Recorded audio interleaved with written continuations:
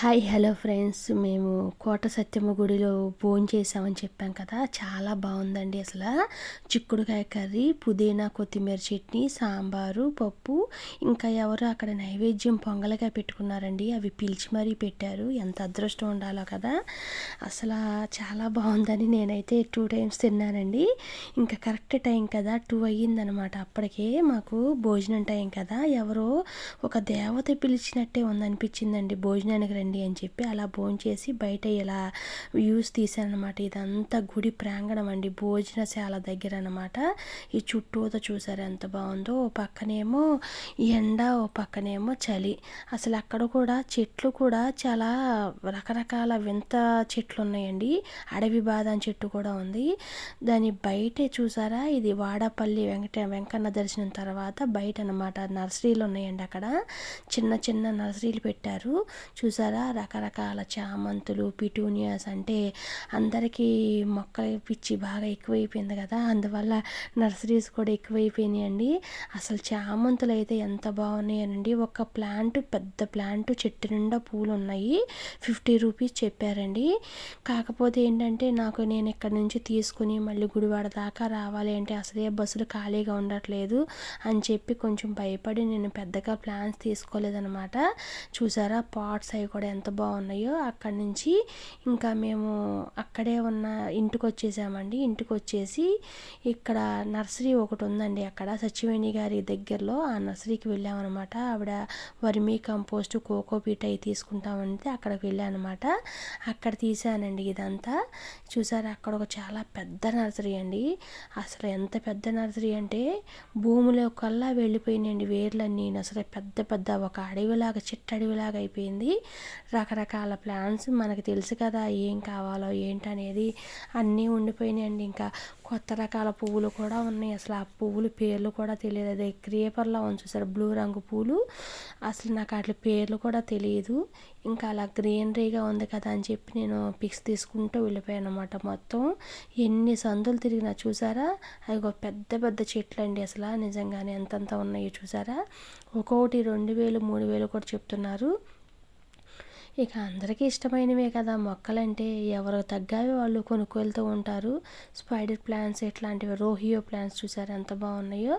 ఇక లేదంటూ లేదు. ప్రతి ఒక్క నర్సరీ వాళ్ళు ఆ మొక్కని ఈ మొక్కని, కొత్త రకం మొక్కలని, కొత్త పువ్వులని, కొత్త ఫ్రూట్ ప్లాంట్స్ అని అన్నీ తీసుకొచ్చేస్తున్నారు.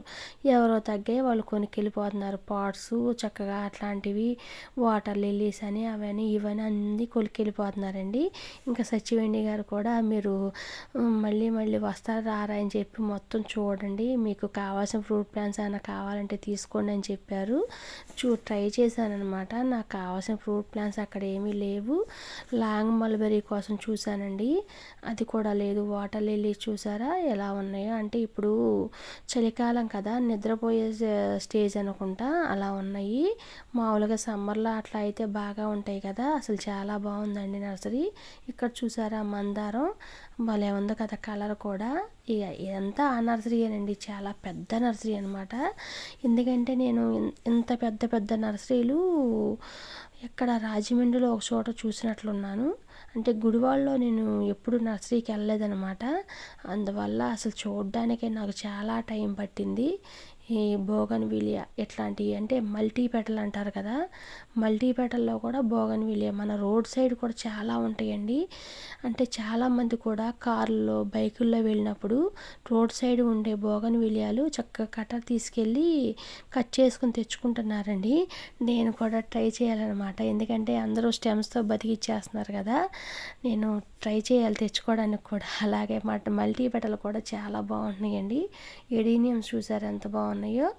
ఇక మొత్తం పెట్టేశారండి. ఇంకా ఎన్ని రకాలు అనేసరికి ఇక సరదాగా ఎంజాయ్ చేసాము ఆ నర్సరీని మాత్రం.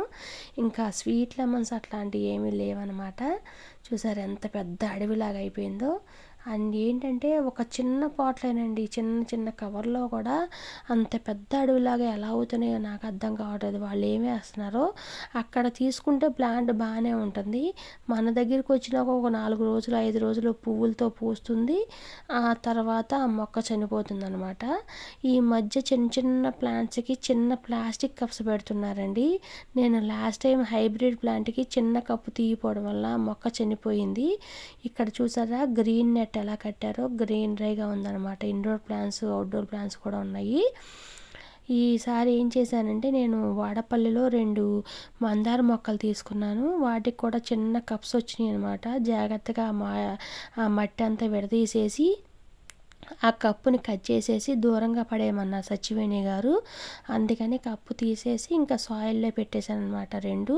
తెచ్చిన మరుసటి రోజే మందారం పువ్వు పూసిందండి. ఆవిడ కూడా 2 కూడా తీసుకున్నారు. ఇంకా రిటర్న్ అయ్యేటప్పుడు సరదాగా కబుర్లు చెప్పుకుంటూ దారిలో ఆగుతూ అసలు ఎంత జోక్‌గా ఉంటారోనండి సచివేణి గారు మాత్రం. నాకెంత బాగా నచ్చారో. బాగా చూస్తారు కూడా. వారి పాప, వారి బాబు అసలు ఎంత బాగా చూసారండి. ఇవన్నీ చూసారా క్యాక్టస్ అనమాట. క్యాక్టస్‌లో కూడా చూసారు ఎన్ని రకాలో. నేనైతే క్యాక్టస్ జోలికి వెళ్ళనండి. ఎందుకంటే నాకు వాటిని చూడాలంటేనే భయంగా ఉంటుంది. ఇంకా టచ్ చేయాలంటే ఇంక అస్సలు దగ్గరకు కూడా వెళ్ళను. ఏదో మీరు చూస్తారని చెప్పి నేను ఇంకా ఈ క్యాక్టస్ మోడల్స్ పెడుతున్నాను. ఈ క్యాక్టస్‌లు కూడా చాలా రకాల పువ్వులు పూస్తున్నాయండి. చూసాను నేను. గార్డెన్ గ్రూప్స్‌లో కూడా పెడుతున్నారు. చూసారా పాట్స్ చూసారా ఎంత బాగా ఉన్నాయో. చిన్న చిన్న డబ్బాల్లో అన్నీ చాలా వరకు నర్సరీ వాళ్ళు కూడా స్టెమ్స్ కటింగ్సే పెడుతున్నారండి. మరి మీ వీడియో నచ్చిందా మీకు?